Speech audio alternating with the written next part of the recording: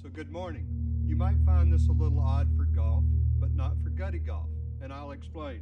I'm going to open this up so you can see the vest and some of the detail, get some of this out of the way from the accessories. It's quite cold out here this morning, so I put it all on rather to try to keep warm. But I was going to tell you about gutty golf.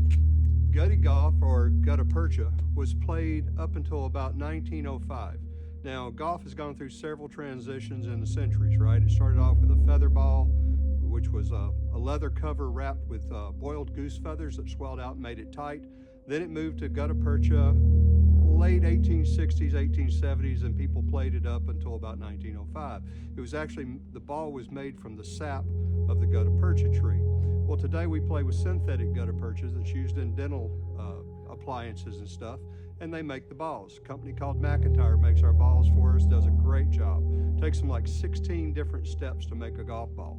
So they're a little different. They don't go very far. I'm about 275, 280 off the tee with a modern. I'm good if I'm 150, 160 with these things, because and they're out around after about 3 holes, but they were back then also. So this is kind of what you would find in the late 1890s to 1900. My shoes are incorrect. To be totally correct, I would have on ankle boots with nails driven in the bottom. Don't have a pair of those. But the rest of this is fairly accurate in that I've got on a Norfolk jacket. Those came out in about 1870. The bowler hat, which I can change to a flat cap later when I'm playing if I want to. Both were around back then. I have on long pants. Knickerbockers originated, I believe, around 1860, 1870 also. They came, I believe, from breeches and then into breeks and then into knickerbockers and plus fours, and then the big baggy ones that we were associate with the Oxford style, which came out of Oxford University, where the kids wore the big baggy pants. Shocking, right? That's happened here in the recent history also. But a lot of people, if you look at the older pictures, were playing in long pants. I thought it was more appropriate for that 1885 to 1900 look. The vest is a Western style vest. Those are usually pretty accurate representations of Victorian vest.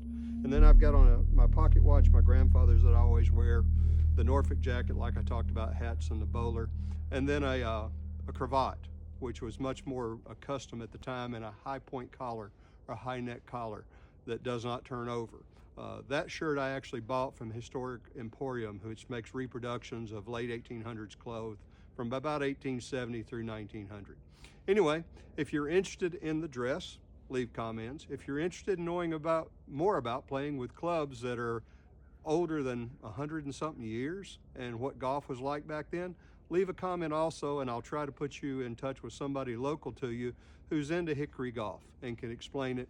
I promise you, every time we go back in a step, it seems like the fun goes up from trying to guess the distance and grab a club. Anyway, hope you liked the video. Comment, like, talk to you later. Bye-bye.